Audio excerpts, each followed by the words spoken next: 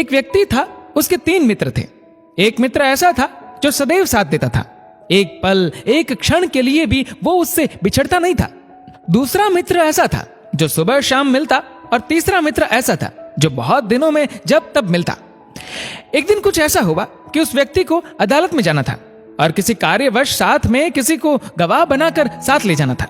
अब वह व्यक्ति सबसे पहले अपने उस मित्र के पास गया जो सदैव उसका साथ देता था और बोला, मित्र, क्या तुम मेरे साथ अदालत में गवाह बनकर चल सकते हो? वह मित्र बोला, माफ करो दोस्त, मुझे तो आज फुर्सत ही नहीं।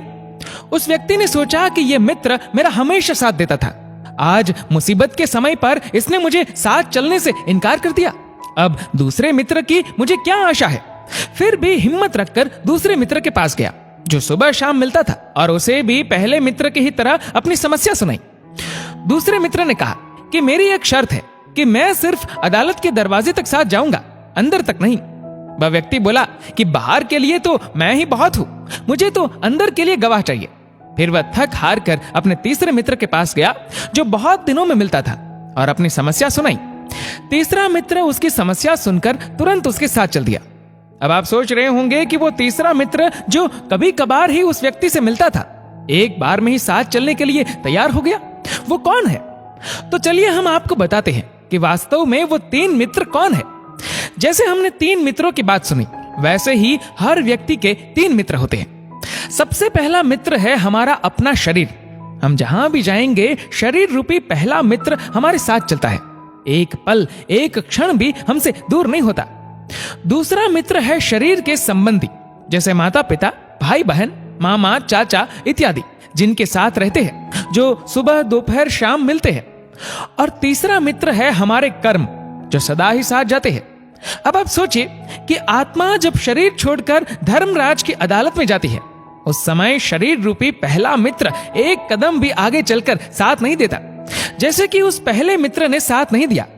दूसरा मित्र संबंधी श्मशान घाट तक यानी अदालत के दरवाजे तक राम नाम सत्य है कहते हुए जाते हैं तथा वहां से फिर वापस लौट जाते हैं। और तीसरा मित्र आपके कर्म है, कर्म जो सदा ही साथ जाते हैं, चाहे अच्छे हो या बुरे। अब अगर हमारे कर्म सदा हमारे साथ चलते हैं तो हमको अपने कर्म पर ध्यान देना होगा। अगर हम अच्छे कर्म करेंगे तो किसी भी अदालत में जाने की जरूरत नहीं होगी, और धर्मराज भी हमारे लिए स्वर्ग का दरवाजा खोल देंगे।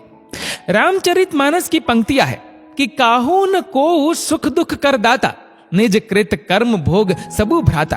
अर्थात कोई किसी को सुख दुख देने वाला नहीं है, सब अपने ही किए हुए कर्मों का फल भोगते हैं। व्यक्ति मरने के बाद अपने साथ पैसे नहीं बल्कि कर्म लेकर जाता है, और जरूरी नहीं कि हर पैसे वाला व्यक्ति अच्छे कर्म लेकर जा रहा हो। इसलिए कोशिश करें कि पैसों से अमीर हो या गरीब, लेकिन कर्मों से अमीर जरूर बने। दोस्तों, इस वीडियो को लेकर आपकी क्या राय है, नीचे कमेंट करके जरूर बताएगा। और अगर आपको वीडियो अच्छा लगा हो तो इस वीडियो को लाइक करेगा, शेयर करेगा ज्यादा से ज्यादा लोगों तक, और ऐसी और भी इंस्पिरेशनल वीडियोस के लिए सब्सक्राइब करें हमारे यूट्यूब चैनल को, और फेसबुक पर फॉलो करें हमारे पेज को। धन्यवाद।